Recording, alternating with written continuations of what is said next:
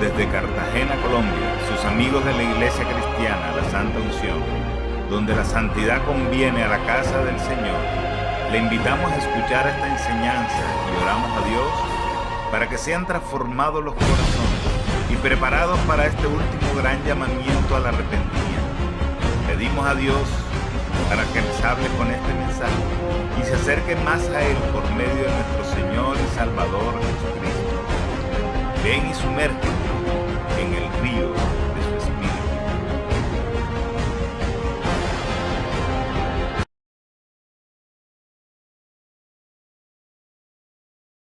Libro de Levítico, capítulo 6. Si lo encontró, dígame un fuerte amén, hermano, por favor. Levítico, capítulo 6, versículo 8. Hermano, le autorizo que esto que acabo de comentar, por favor, comente a la gente que no ha podido venir, hermano. Dígale las tres cosas.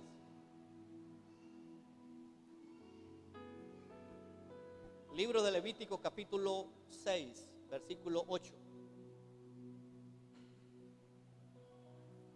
Dice así la palabra del Señor. Habló aún Jehová a Moisés diciendo: manda a Aarón y a sus hijos y diles: esta es la ley del holocausto. El holocausto estará sobre el fuego encendido, sobre el altar, diga conmigo, toda la noche. Diga conmigo, toda la noche, hermanos. Hasta la mañana el fuego del altar arderá en él. Y el sacerdote se pondrá su vestidura de lino y vestirá calzoncillos de lino sobre su cuerpo. Y cuando el fuego hubiese consumido el holocausto, apartará él las cenizas sobre el altar y las pondrá junto al altar. Y después se quitará sus vestiduras y se pondrá otras ropas y sacará las cenizas fuera del campamento a un lugar limpio. Y el fuego encendido sobre el altar, diga conmigo, el fuego no se apagará. El fuego encendido sobre el altar no se apagará, sino que el sacerdote pondrá en él leña cada mañana y acomodará el holocausto sobre él y quemará sobre él las grosuras de los sacrificios de paz. El fuego arderá, esto no está, es la tercera vez que aparece aquí. El fuego arderá continuamente en el altar, no se apagará.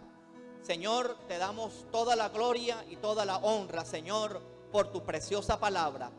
Oro, Señor, para que así como dice tu palabra corra y sea glorificada, Señor. Y que, Señor de la gloria, toda oposición de las tinieblas, ayúdame a orar, hermanos. Toda oposición de las tinieblas, todo espíritu de distracción, todo espíritu de desánimo ahora queda anulado en el nombre poderoso de Jesús. Y se cae todo argumento, Padre, y llevamos cautivo todo pensamiento a la obediencia de Cristo, Señor. Y te pido, Padre, que por tu Espíritu Santo, utilizando, Señor, a este mensajero, porque solamente vengo a dar este mensaje, Señor de la gloria, oro en el nombre poderoso de Jesús para que tu palabra llegue hasta los tuétanos, hermano. Dígale al Señor: háblame, Señor, que tu siervo escucha. En el nombre de Jesús, y todos levantamos un grande aplauso al Señor.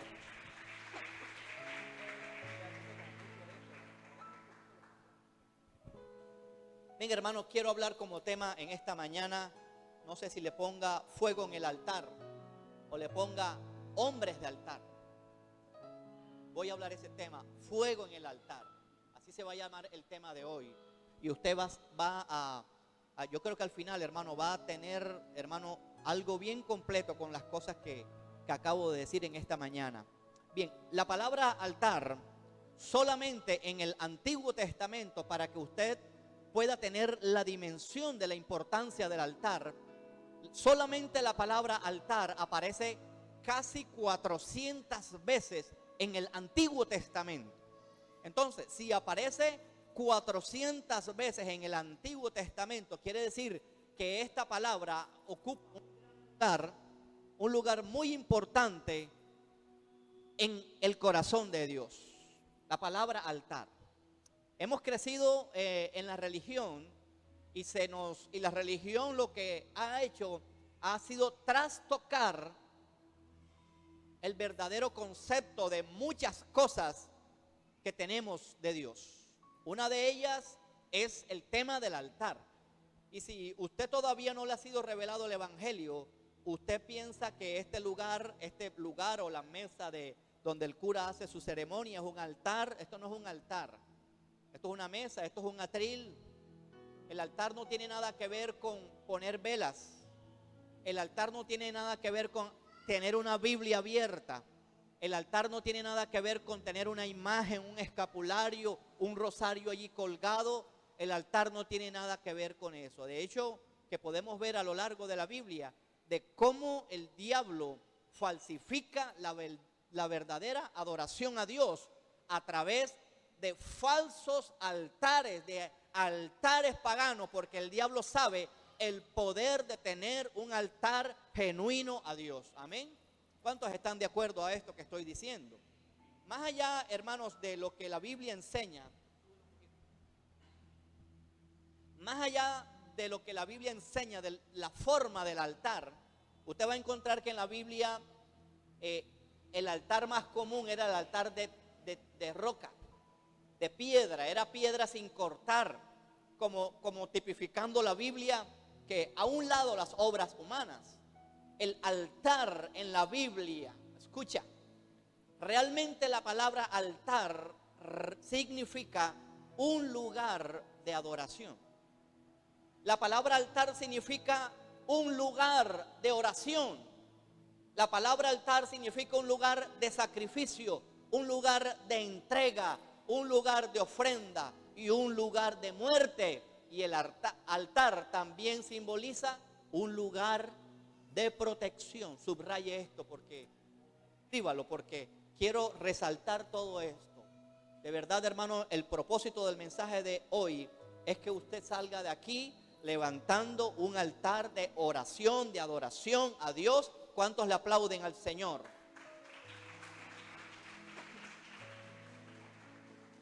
El altar que aparece aquí en el relato de Levítico se refiere específicamente al altar de los holocaustos.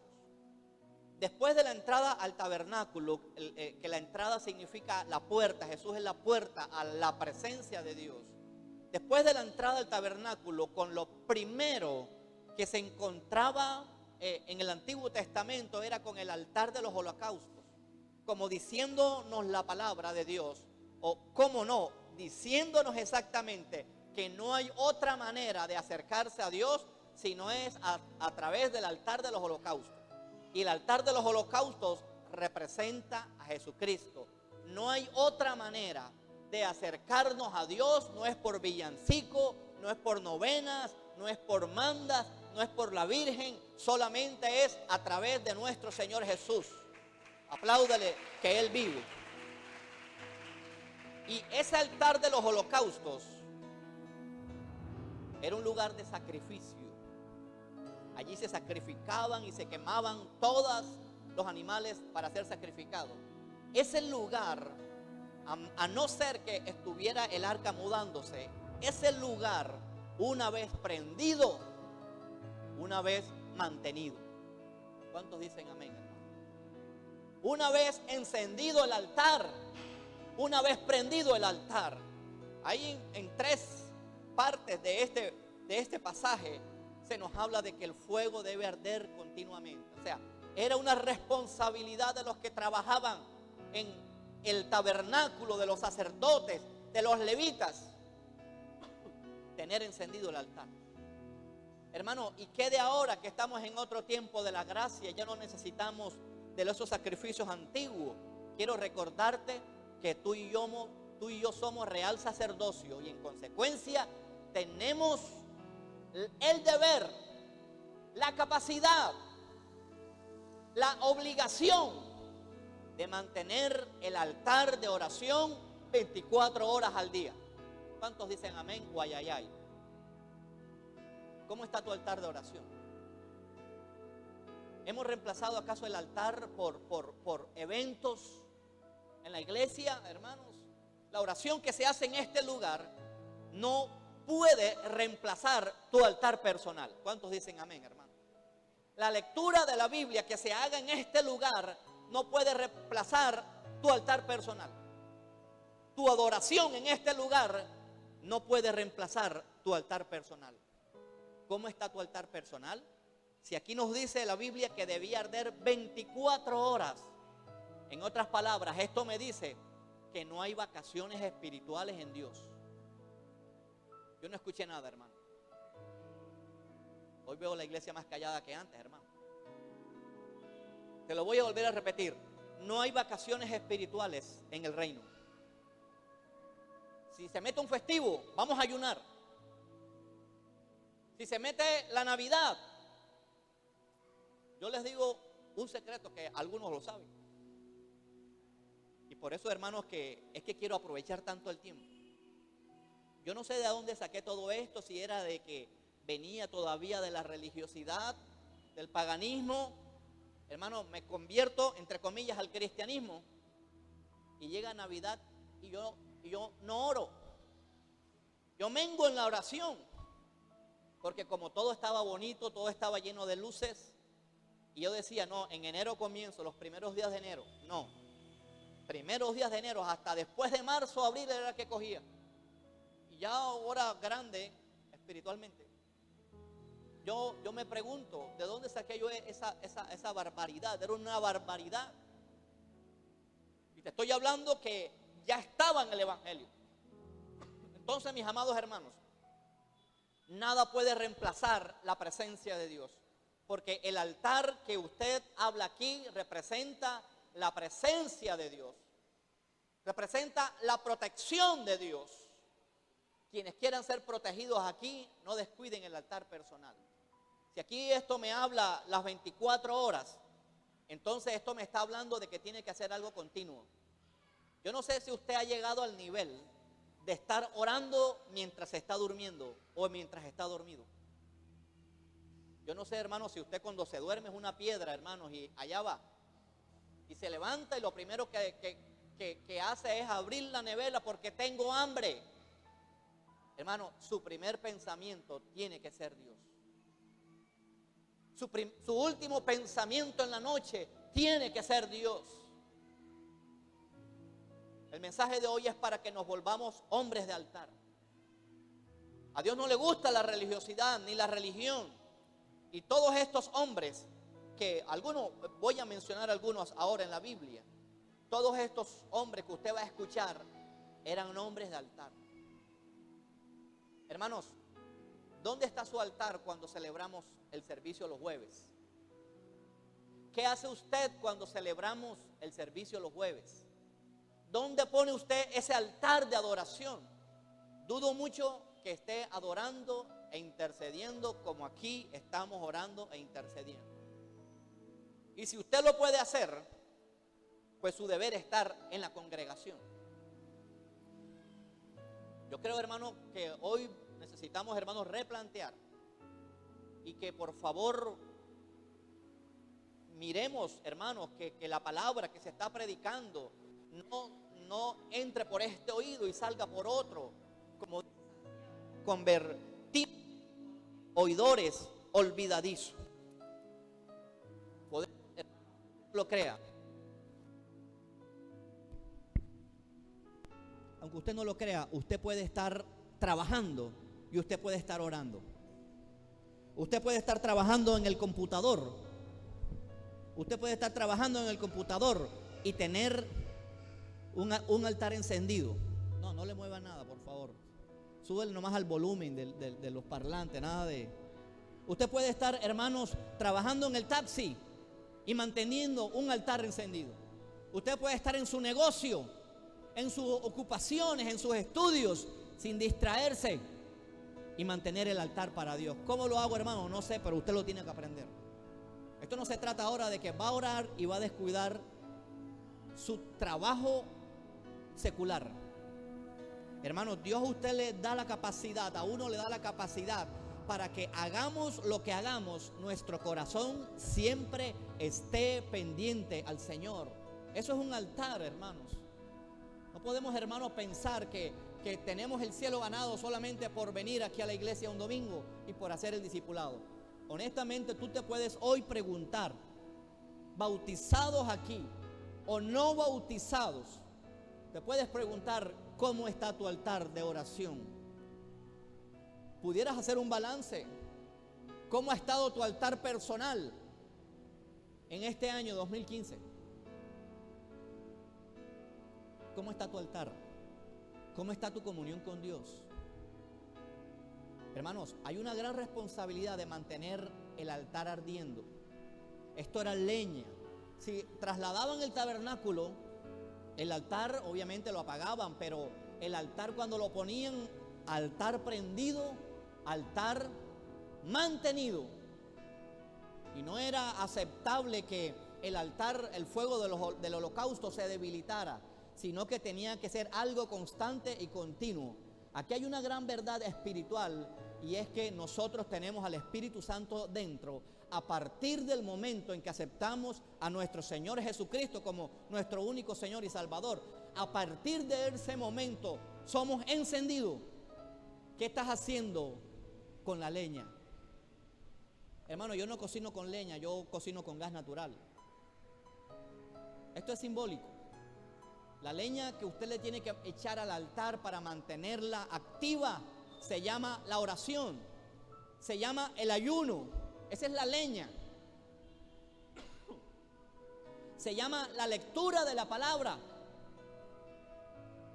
que tanto hemos hecho énfasis en este lugar, hermanos. ¿Cómo estamos de amor por la palabra?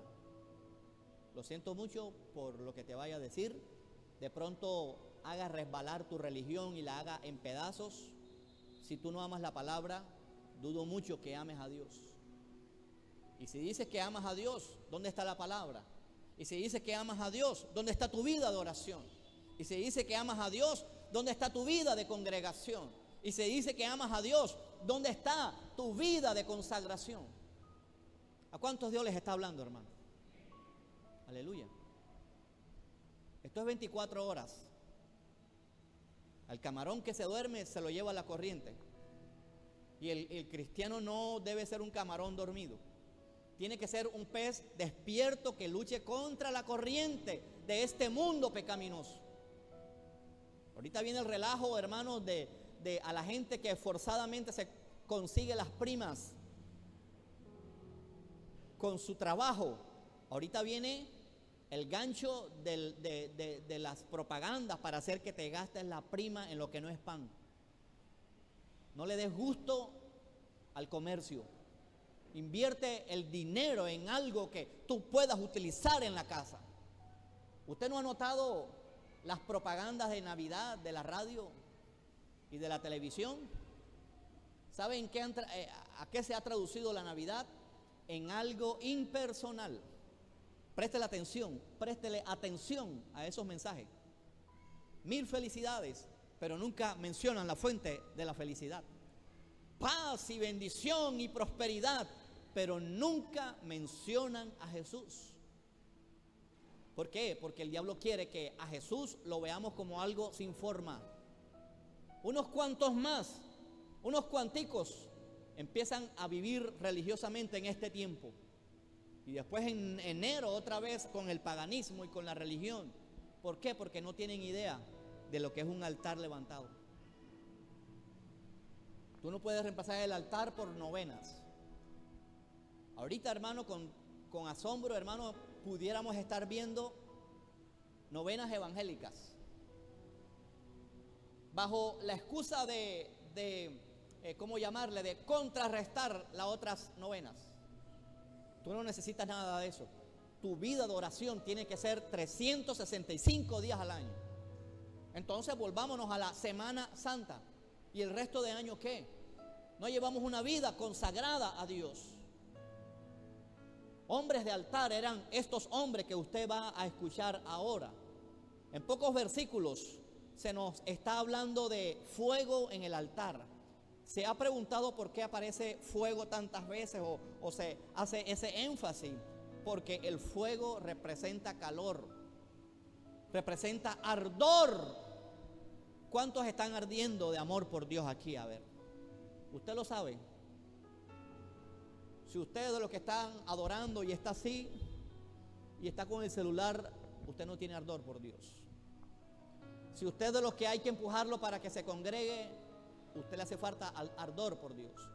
Si usted en su vida devocional tienen que empujarlo para que ayune, usted le hace falta fuego en el altar.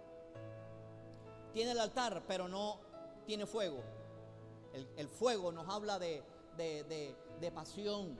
No me malentienda, porque así como hay pasión para lo malo, también hay pasión para lo bueno. Por eso el apóstol Pablo habla de es mejor que se casen que estar ardiendo.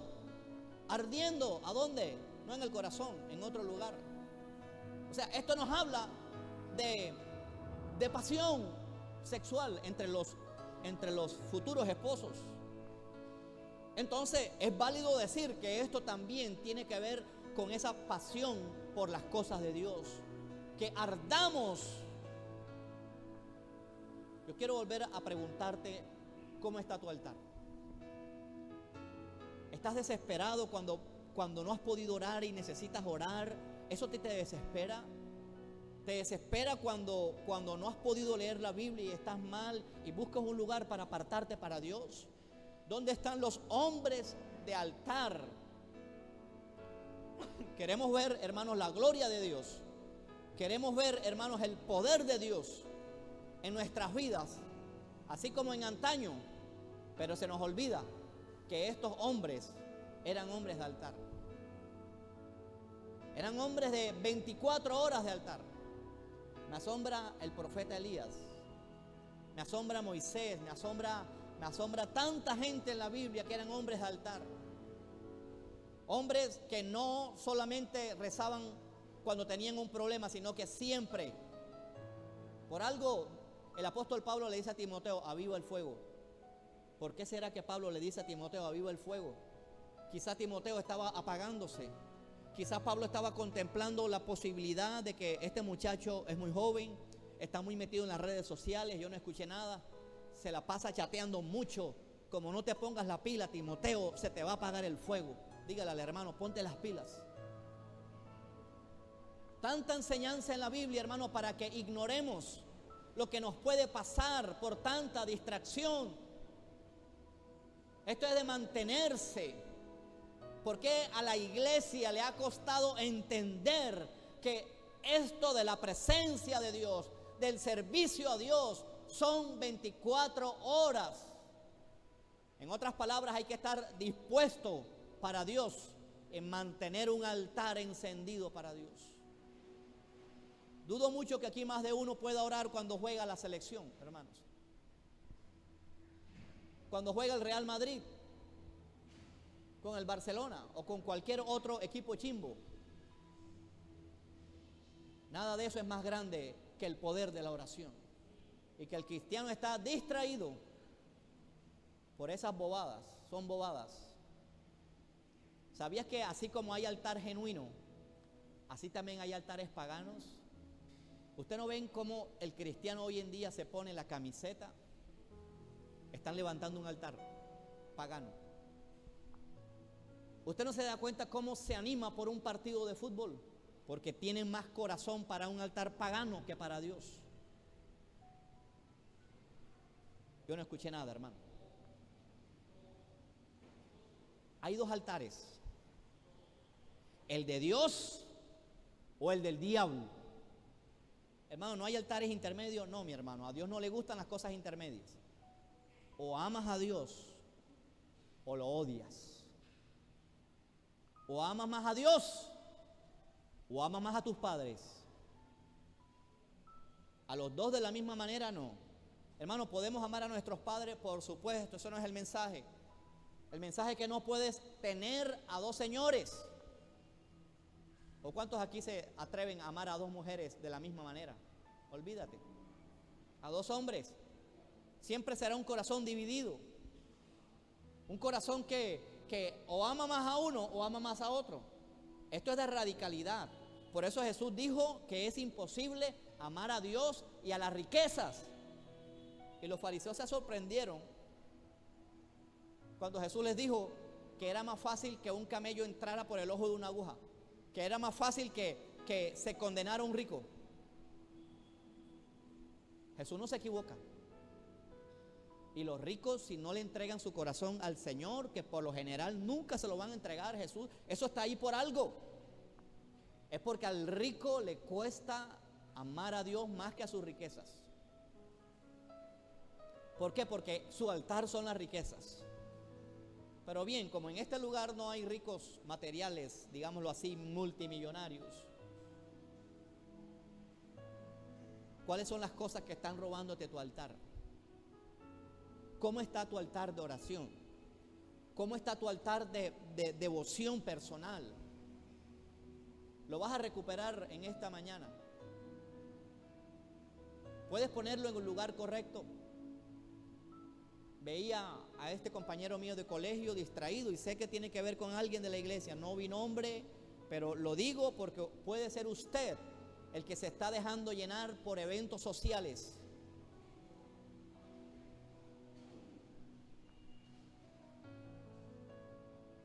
Vi la cara de la muchacha que estaba viviendo en Bogotá.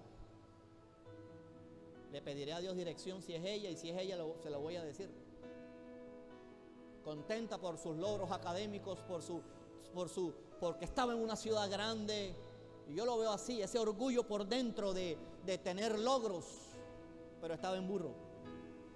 Increíble cómo es el mundo espiritual. ¿Quiénes fueron hombres de altar en la Biblia? Mencionaré algunos, hermanos, y no voy a buscar citas bíblicas porque se nos hace muy extenso el mensaje, hermanos. Hoy quiero predicar corto. Número 1, el apóstol Pablo era un hombre de altar. ¿Se acuerdan ustedes cuando el apóstol Pablo naufraga antes de llegar a Malta? ¿Se acuerdan ustedes cuando llega a esa isla? ¿Qué es lo primero que el apóstol Pablo hace? Présteme un celular para mandarle un mensaje a mis familiares y decirle que estoy bien. El apóstol Pablo no abrió su boca para decir, tengo hambre. ¿Cómo me quito esta ropa mojada? ¿Sabes que el apóstol Pablo llegó emparamado, húmedo, mojado o cualquier sinónimo que usted quiera utilizar?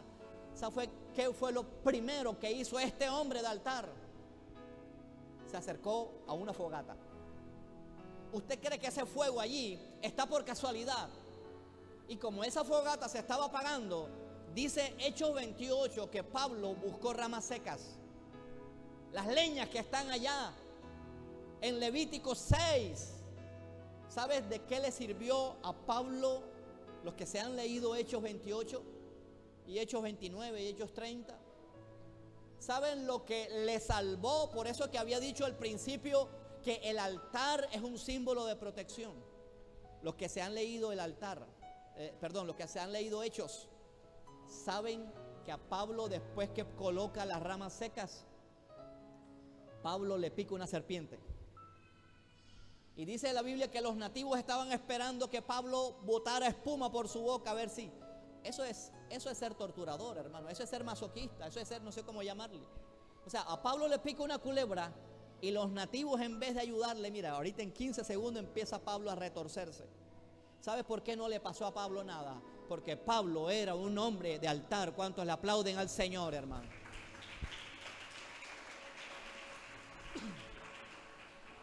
Nada le pasó porque alimentó el fuego en el altar. ¿Qué le dice eso a usted, hermano?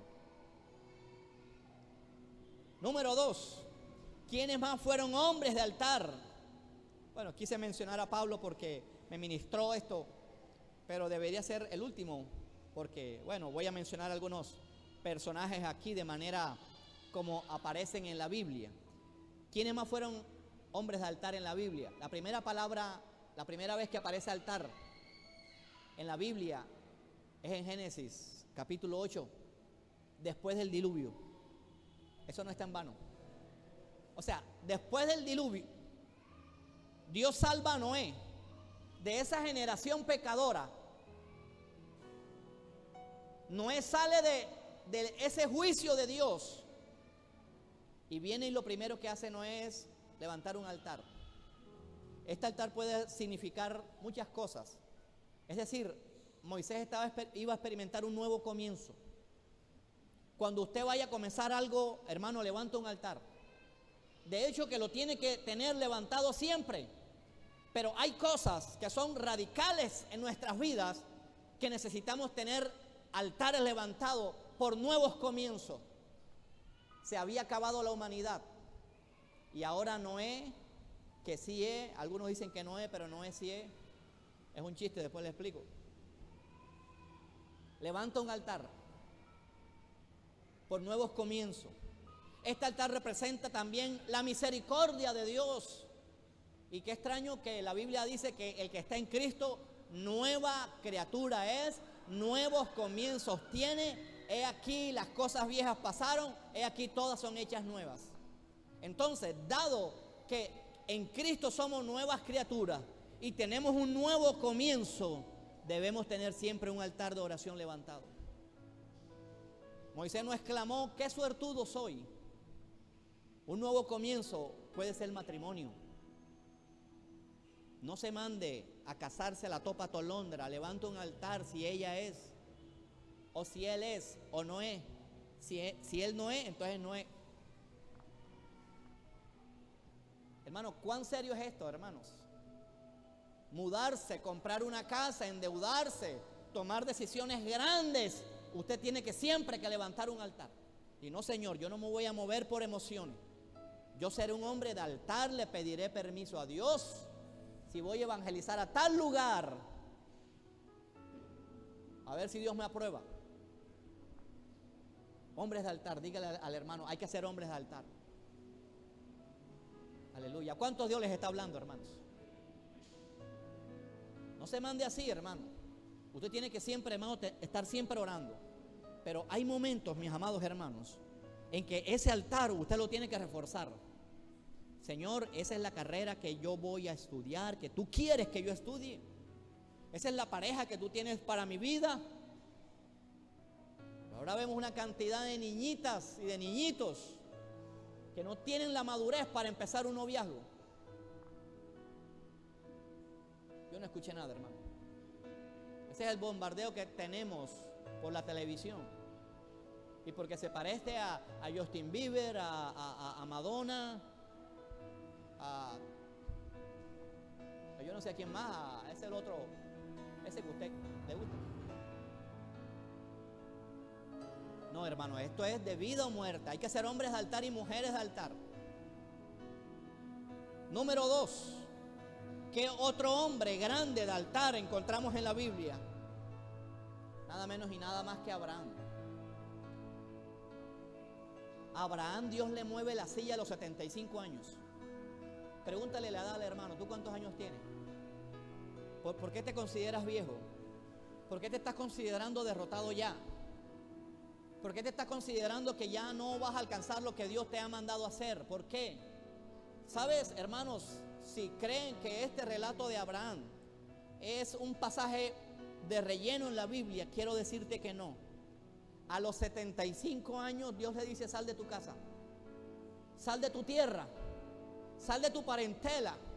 ¿Sabes cuánta es la distancia de Ur de los Caldeos que tenía que subir Abraham por la ruta tradicional, bordeando el río Tigris y el Éufrates, hasta llegar y bajar otra vez a la tierra prometida? Alrededor de 1500 kilómetros. A los 75 años. Nuevos comienzos. Es un nuevo desafío que Dios te está mandando a hacer. Pero como no eres un hombre de altar, estás ahí achantado y temeroso y sin lograr nada en las cosas de Dios. ¿Por qué? Porque no eres hombre de altar. Mucha gente se ha asombrado de que haya dejado 17 años de servicio. Peleé con esto mucho tiempo. 17 años en una empresa pública muy buena. Peleé con esto todo un año. Pero en el momento que tomé la determinación para no demorarme, lo tomé en poco tiempo. 15 días me bastaron y eso que fue mucho. Pase la carta, no mire para atrás y dice: Señor, aquí voy adelante. Estas son decisiones, hermanos, que tienen que sopesarse en un altar. No estoy arrepentido de ello. He conocido más a Dios en este tiempo que antes. He tenido más revelación de la palabra que antes.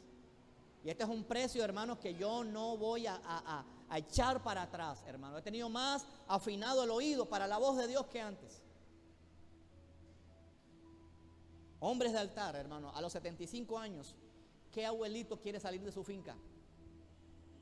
Más de uno aquí le costaría cambiar de lugar físico, de su casa, quizás del trabajo. Abraham se lo entregó.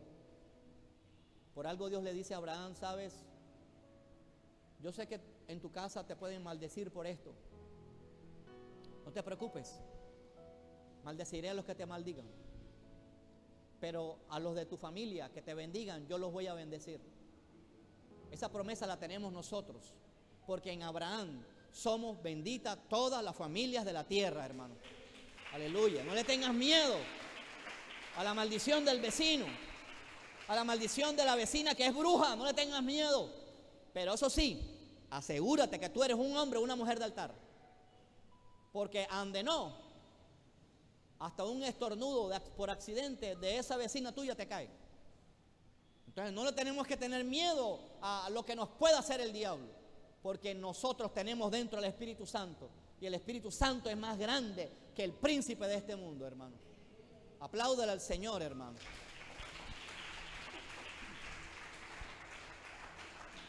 Hombre de altar, siempre era un altar. Vaya conmigo a Génesis 12 rápidamente. ¿Sabes por qué Abraham salió a los 75 años? Por Filipenses 4:13, todo lo puedo en Cristo que me fortalece.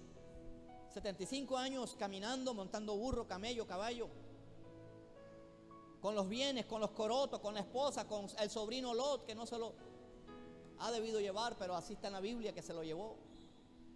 En Génesis capítulo 12, Dios lo llama a los 75 años. No hay excusa para no levantar un altar personal. No es excusa la edad. No es excusa mi experiencia. No es excusa lo que yo he estudiado, lo que yo soy. Hay que siempre mantener un altar levantado en oración. En Abraham, en Génesis capítulo 12, versículo 7, dice, versículo, y apareció Jehová a Abraham y le dijo: a tu descendencia daré esta tierra. Y edificó allí un altar. Qué tremendo. Después que Dios le dice: vas a salir de aquí para Canaán, levanta un altar. Es decir que este altar puede representar desafío, grandes empresas, grandes logros en Dios. Y dice la Biblia que levantó un altar a Jehová, quien le había aparecido. Y mire lo que dice el versículo 8. Luego se pasó de allí a un monte al oriente de Betel, que significa casa de Dios, y plantó allí su tienda. Y tendiendo a Betel a occidente, miren, hermanos, a dónde llega Abraham. Y quizás, hermanos, más de uno aquí está como Abraham. Primero planta, aquí dice exactamente dónde plantó la tienda. Abraham plantó el altar, entre Betel, que significa casa de Dios, y Jai. ¿Sabe lo que significa Jai? Jai significa ruinas, basurero. Este Jai fue el primer traspié que tuvo Josué. Josué conquistó Jericó con la ayuda de Dios, pero Josué no pudo conquistar un basurero por el pecado de Acán, para que vaya siendo recorderis. Es decir, que Abraham levantó un altar en medio de dos aguas. ¿Cuántos aquí tienen un altar en medio de dos aguas aquí? Todavía mirando su vida pecaminosa, las ruinas antiguas que ha dejado el pecado, y decimos que somos cristianos y que estamos en la casa de Dios. Y para completar, El versículo 10 dice que Abraham, miren la consecuencia de tener un altar por la mitad. Usted debe tener cosas definidas en Dios, hermanos. El versículo 10 dice que hubo hambre en la tierra, o sea, aún donde estaba Abraham. Y Abraham se fue para Egipto. No dice aquí la Biblia que Abraham le pidió dirección a Dios para dónde debía ir. No dice aquí la Biblia que Abraham levantó un altar a ver si se iba a Egipto. Y en Egipto casi matan a Abraham. Casi le quitan la mujer a Abraham de lo bonita que era, hermanos. En Egipto se miente como Abraham. ¿Por qué? Por no tener un altar levantado de oración. Eso no se vale decir, se me escapó. Fue sin querer queriendo. Más bien deberíamos revisar el altar que tenemos. Yo no escuché nada, hermano. ¿A cuántos Dios les está hablando, hermano? Se me salió. Cristianos diciendo vulgaridades todavía. Se me salió. No. Falta de altar. De pronto tienes el altar entre Betel y en Jai. En el versículo capítulo 13, ya Abraham en Egipto, gloria a Dios, Dios nunca se olvida de sus hijos. Dios saca a Abraham de Egipto. En el versículo 4 dice que Abraham hizo un altar. O sea, se fue al lugar donde Dios le había hablado a Abraham. Es decir, que a Dios no le va a pesar la mano de sacarnos de la esclavitud del pecado siempre y cuando tengamos determinación de levantar un altar para Dios. No solamente Abraham. En el capítulo 22, bueno, sí es Abraham también. En el capítulo 22, hermanos, son pasajes que usted conoce y no lo vamos a estar leyendo todo. Solamente quiero decirle que Abraham entrega lo que más quería a Isaac. Por eso les había dicho al principio que el altar es símbolo de aquello que no hemos entregado a Dios y que tú debes entregarle a Dios. ¿Qué necesitamos entregarle a Dios hoy? Era el único hijo de Abraham, Isaac. Por supuesto que esta es figura de Cristo Jesús, ¿verdad? O sea que a Dios no le costó, sí le costó, lo entregó todo por nosotros. Tanto que nos ha amado Dios, hermano, a veces no queremos entregarle cosas que nos cuestan. ¿Qué cosas te han impedido congregarte? Cosas tan sencillas como un cansancio. Cosas tan sencillas como un compromiso, un cumpleaños, un baby shower. Yo no escuché nada, hermano. Hágalo otro día fuera de la congregación, si ese es el problema, hermanos. Pero cuando el cristiano empieza a ceder, cuando el cristiano empieza a no valorar las cosas de Dios, cualquiera cosa que nos pongan, van a tener autoridad sobre nosotros y va a conquistar lo que nosotros debiéramos hacer valorar para Dios. Entonces, como no nos respetan la congregación, como uno no respeta congregarse, nos mandan un cumpleaños el jueves o el domingo. Qué pena, qué vergüenza. El cumpleaños era ya en una isla paradisíaca. Yo tengo que ir porque es mi familia. Y espere, primero es Dios, porque esto del altar es que primero es Dios. Yo no escuché nada, hermanos. ¿Cuántos son hombres de altar aquí, hermanos? ¿Cuántos hoy pueden decir que Dios es primero, que amo a Dios celosamente, que amo a Dios con ardor en mi corazón?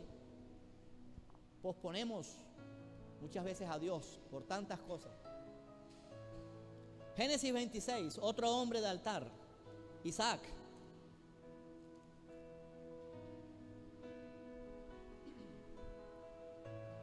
Isaac, usted lo puede leer este capítulo. Isaac en Gerar.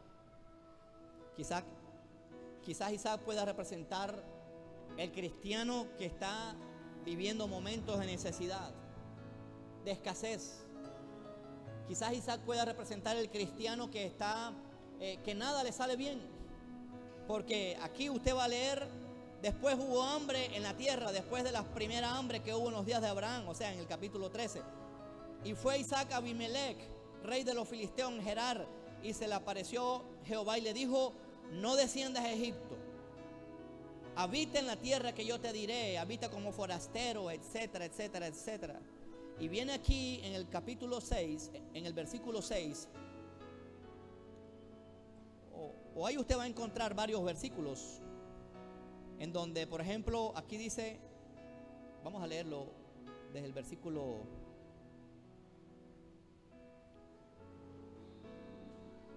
7. Y los hombres de aquel lugar le preguntaron acerca de su mujer. La misma película de Abraham se está repitiendo.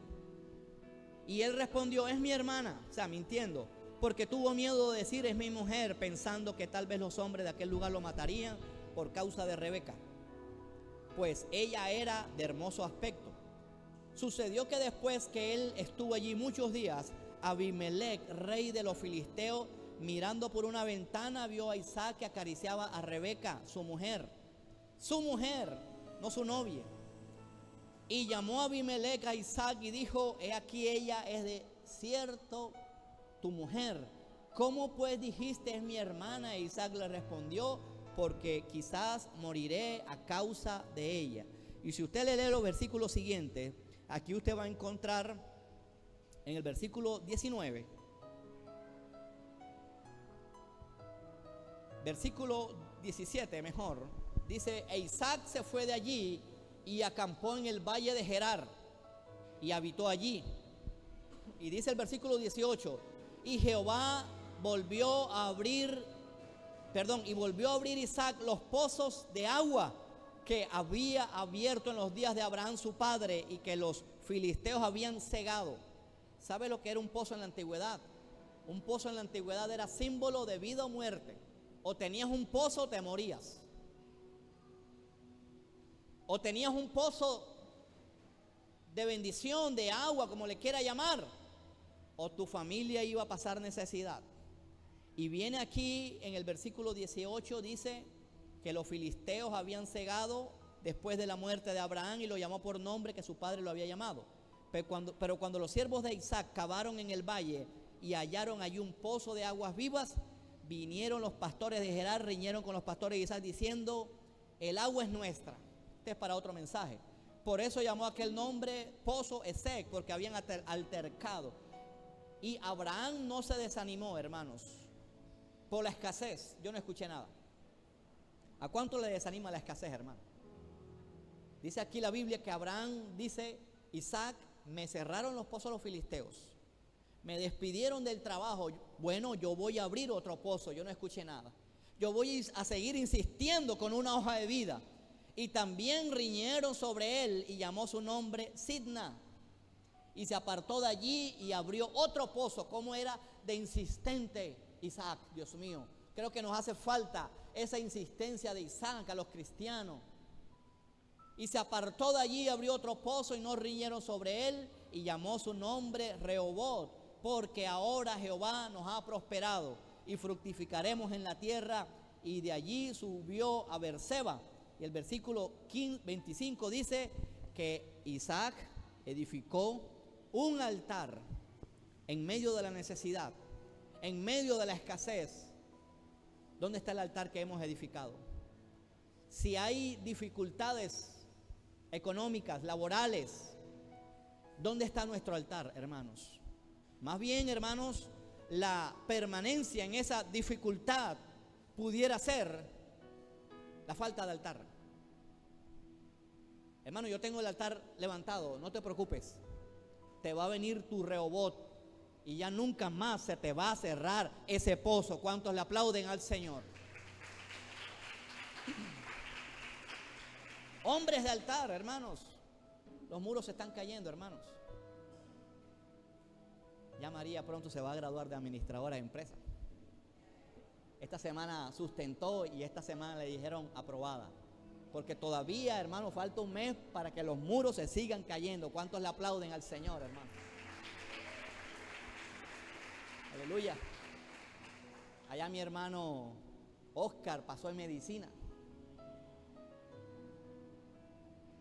Y tanta gente aquí que tiene los muros todavía, hermano, no se desanimen, por favor, no se desanimen, no descuiden el altar, no lo descuiden, es lo único que les digo. A veces los problemas lo que hacen es tumbar el altar. No lo hagas, más te vas a demorar, hermanos. Otro hombre de altar, Jacob, en Génesis 33, usted lo lee en su casa. Jacob tiene un encuentro con Dios.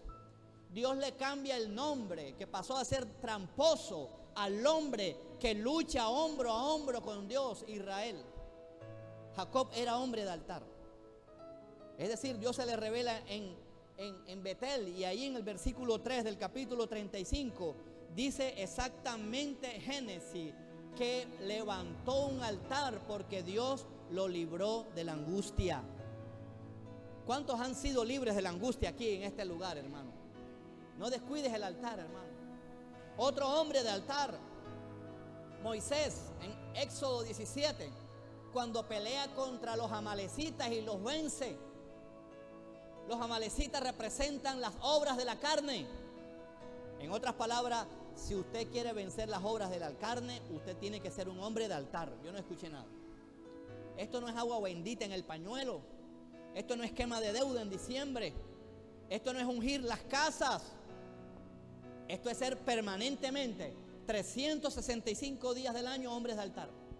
¿Sabías que al cristiano de hoy, escucha lo que te voy a decir, al cristiano de hoy se le está reemplazando su vida de altar? Se les ha dicho no lo hagan y se les empieza a dar chocolatinas, golosinas.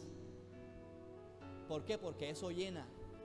Porque eso da la sensación de que estoy lleno, ya no necesito nada más. Dele a un niño chocolate antes de almorzar, a ver si va a querer almorzar. O sea, eso reemplaza el almuerzo. ¿Sabías que el cristiano está así? Está embelesado por los dulces y no ha descubierto el valor del altar. Por eso estamos viendo hoy que para los que necesitan un milagro tienen que pactar con dinero. Eso es golosina y eso no le agrada a Dios. Eso no es ser hombre de altar. No hay ningún ejemplo en la Biblia de hombres pactando con Dios.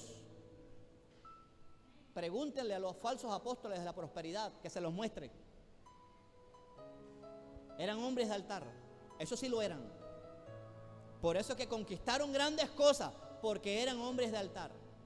Entonces, si están pactando con dinero y están viendo el resultado, es del diablo. ¿Por qué? Porque Dios no funciona porque las cosas dan resultado. Dios se basa en principios. Yo no escuché nada. Esto es así de delicado y de terrible. Hermano, yo tengo 3 meses que no vengo a la iglesia y me va bien, pues arrepiéntete. Esto es porque Dios lo está ordenando. Jacob era un hombre de altar, Moisés era un hombre de altar, y hay otros hombres de altares. Está Josué, Gedeón, Manoa, Samuel, y uno ejemplar, el rey David. ¿Sabes cuál era el altar del rey David? La adoración. O sea, de hecho que el altar simboliza todo esto que hemos visto: entrega, oración, adoración. El rey David, cuando Dios le propone 3 juicios, de los cuales él coge el menor, lo único que hace el rey David no es pactar con dinero, es comprar un terreno, que es donde más adelante construyó el templo de Jerusalén, su hijo Salomón. Y sabes, a este hombre, a David, un heteo le quiso regalar el terreno. Y David dijo: ¿sabes qué? No voy a levantar un altar que no me cueste. O sea, los hombres de altar y las mujeres de altar son esforzados y valientes. Aleluya. ¿Por qué nos ha costado entender la iglesia eso? ¿Por qué si nos levantamos con el pie derecho vamos a la iglesia? ¿Por qué si me fue bien hoy voy a la iglesia? ¿Por qué hemos trastocado la presencia de Dios por nuestros altares personales? ¿Hace cuánto no oras? Te lo pregunto. Yo no estoy hablando de rezar, porque ya el cristiano se ha acostumbrado a rezar. Señor, gracias por este día, bla, bla, bla, bla, bla, etcétera, etcétera, etcétera. Estoy hablando de que pases tiempo con Dios. ¿Hace cuánto no levantas un altar a Dios? ¿Hace cuánto? Un corazón que no esté alineado con Dios y pretenda levantar un altar, se lo digo aquí, es muy peligroso. De pronto usted pueda respirar y decirle al hermano, o usted a sí mismo quiera sentirse bien y dice, bueno, por eso es que no levanto el altar. No, ese no es el orden. El orden es que te arrepientas y que todo lo que vayas a levantar sea de un olor grato a Dios. El rey Usías todo lo hizo bien y fue a quemar incienso, le salió lepra. Saúl, que tenía un corazón alejado de Dios, levantó un sacrificio y fue destituido. Ahí está Nadab y Abiú y tantos ejemplos en la Biblia de altares levantados con un corazón lejos de Dios. ¿El resultado cuál fue? La destrucción. Así le pasó al rey Saúl. Cuando ponemos un altar, estamos poniendo a Dios primero que a cualquier cosa. El diablo es experto en falsificar altares.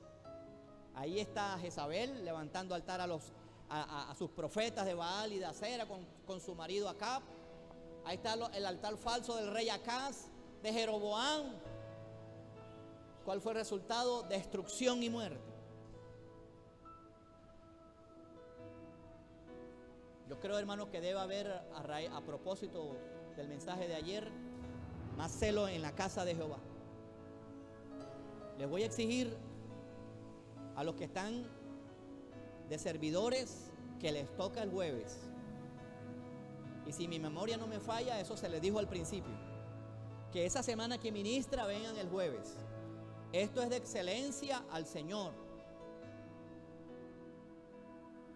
Porque a veces somos tan descuidados, hermanos, y hemos convertido el servicio el domingo como el más importante. Ese es el más importante. No, hermanos, entonces volvamos al sábado o volvamos a las misas, que yo no me pierdo de la misa el domingo. Usted no lo decía, como yo también, pero el día anterior me había tomado unas cervezas y de pronto, si era festivo el lunes, yo bebía esa noche después de misa, pero tenía que ir a misa porque no había un corazón rendido a Dios, porque desconocía lo que era ser hombre o una mujer de altar, hermano. No se nos puede pasar aquí cuando descuidas el altar del servicio de los jóvenes, hermanos. Yo no escuché nada, hermano. Hermano, nos tiene que doler de verdad la casa de Jehová.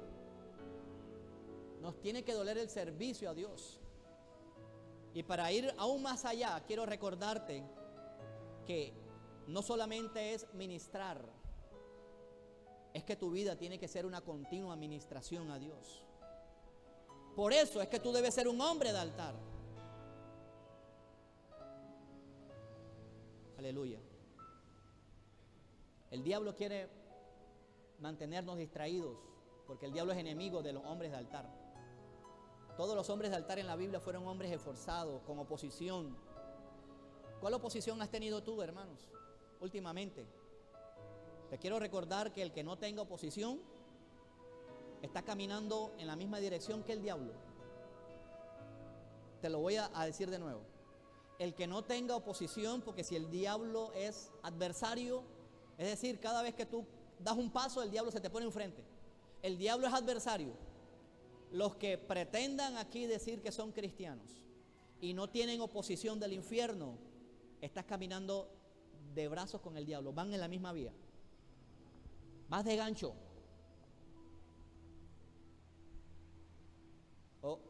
O Moisés no tuvo oposición, o Abraham no tuvo oposición, o Noé no tuvo oposición, predicándole 100 años, Cristo viene pronto, juicio viene,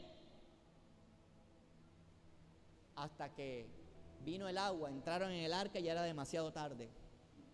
Igualitico a las 10 vírgenes, a las 5 vírgenes. Ahí viene el novio, ábrenos. No las conozco. Le cerré la puerta porque no las conozco. Esto también le puede pasar a esta iglesia. Nosotros encajamos en alguna de las 7 iglesias de Apocalipsis. Pero yo no sé qué le pasa al cristiano de hoy. De verdad, mis amados hermanos, a mí me aterra que el cristiano de hoy en día ha perdido ser un entendido en los tiempos. Entendidos en los tiempos. Estamos en los tiempos finales. Miren, hace más de un año, ¿cómo estaba el mundo? Hablo con respecto a Rusia. Nadie iba a acertar cómo se iba a desembocar esto. Ahora Rusia es el líder mundial. Y sencillamente todo esto es la preparación para la batalla de Gog y Magog. Hermano, ¿eso qué es? ¿Un nuevo menú? No, haga el discipulado. Usted se ha quedado con las chocolatinas de la prosperidad. Usted no quiere forzarse en el discipulado. Eso se ve en el discipulado 3.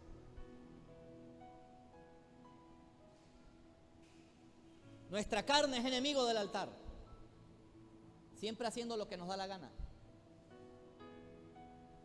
Y vayamos más allá. La carne no es solamente las obras de la carne que están allá. Cada vez que tú haces lo que te da la gana y Dios te dice por este lado, eres carnal. Y el mundo es un enemigo del altar. La mundanalidad. No se deje distraer por estas fiestas paganas. Lo que se celebra es paganismo. Ahí no está Cristo, en nada de eso está Cristo. En las luces de Navidad está Cristo. En Santa Claus está Cristo, dígame. Que se lo diga otro predicador por allá. En Santa Claus no está Cristo. Santa Claus, Papá Noel, como le quiera llamar, San Nicolás es ficticio. Háblale a sus hijos desde pequeño, Dios es real. Y si le va a dar un regalo, dígale, Dios me ha dado para yo darle a usted, a ti. No, Papá Noel te lo trajo. Y jajajaja. Lo estamos haciendo encaminar a que vea a Dios como alguien ficticio. Aleluya. Primera de Timoteo 4:14. Termino ya casi, hermano. Ha sido un mensaje un tanto extraño, pero sé que Dios le ha hablado a mucha gente. Espero, hermano, que se sacuda y sea un hombre de altar. Primera de Timoteo, ¿dónde estás que no te veo? Porque no haces el discipulado. Primera de Timoteo 4:14. Mira lo que le dice Pablo a Timoteo, hermanos. Timoteo era apóstol. Y no tenía esa apostolitis aguda que hoy está. Silvano era apóstol.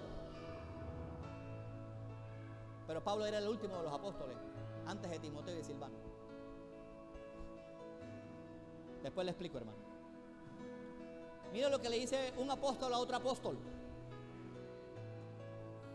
Primera de Timoteo 4:14. No descuides a Timoteo, el hombre que le ayudaba a plantar iglesias, a Pablo, al que le ayudaba a ser discipulado. Pablo le estaba hablando al joven que le estaba ayudando a predicar en los jóvenes. Yo no escuché nada. Pablo le estaba hablando al joven que estaba ayudando a interceder en la iglesia. ¿Cuántos dicen amén? Le dice nada más y nada menos, no descuides, no lo descuides. Dígale al hermano, no lo descuides al Espíritu Santo.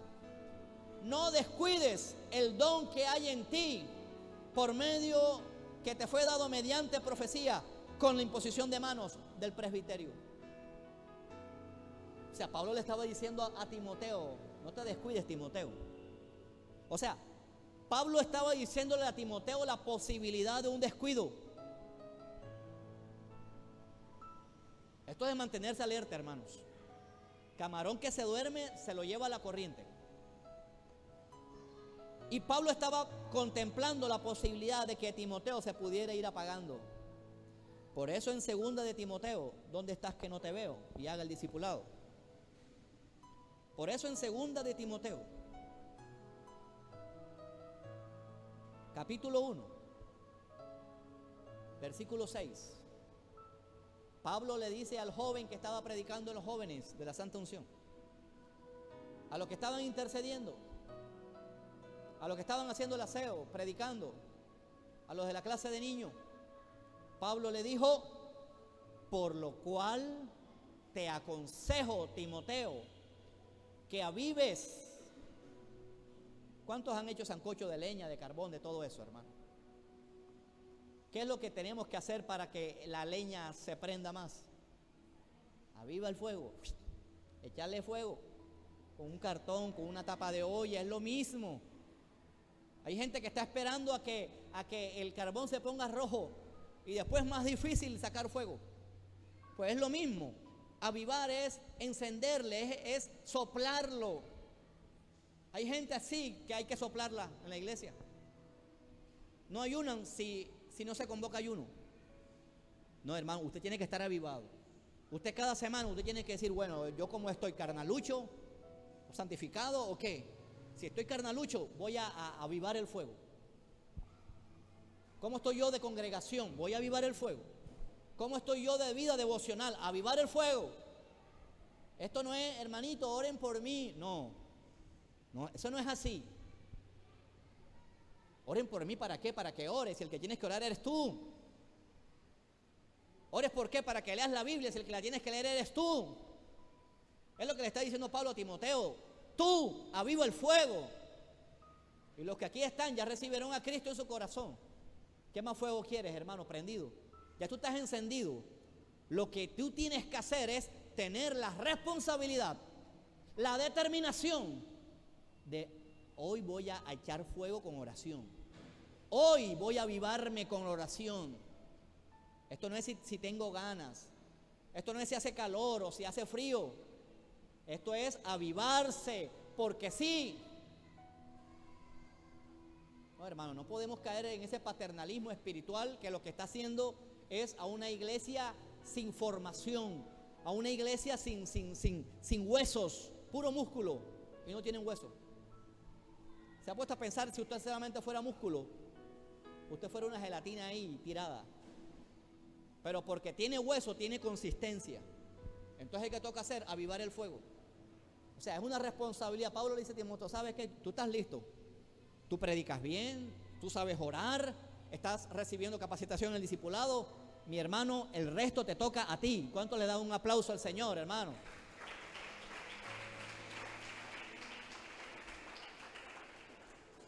Por lo cual te aconsejo que avives el fuego del don de Dios. El don de Dios es el Espíritu Santo, que está en ti por la imposición de manos. Es nuestra responsabilidad, hermanos, no solamente levantar un altar. Podemos levantar un altar apagado, muerto, pero es una gran responsabilidad que haya fuego en el altar. Si usted hace rato viene orando y no está apasionado por Dios, le hace falta fuego. Si usted hace rato dice que es cristiano y se congrega de cuando en cuando, usted le hace falta fuego. Si usted dice que es cristiano y hace meses que no lee la Biblia, usted le hace falta fuego. Yo no escuché nada, hermano. Hermano, esto es mantenido. Usted tiene que ayunar, congregarse, leer la palabra, estar en comunión con los hermanos. Y si se le está levantando la carne, bueno, con más razón, me voy a meter 3 días de ayuno, sin comer nada. Estás acostumbrado a la carne. Yo quiero retar a más de uno aquí que haga 3 días de ayuno sin carne, puros granos. No sé si habrá una relación, pero la gente que está acostumbrada a la carne son carnales, porque siempre están pendientes de la carne. ¿Dónde está la liga? Siempre anda buscando la liga. Así que, hermano, es su responsabilidad avivar el fuego. Amén. Vamos a orar, hermanos. Un mensaje un tanto extraño, pero sé que Dios les habló. Si fui muy fuerte, perdóneme, pero es el mensaje de Dios para usted. Vamos a orar. Póngase de pie y pasemos aquí adelante. Si usted quiere ser un hombre de altar y usted quiere renovar y retomar el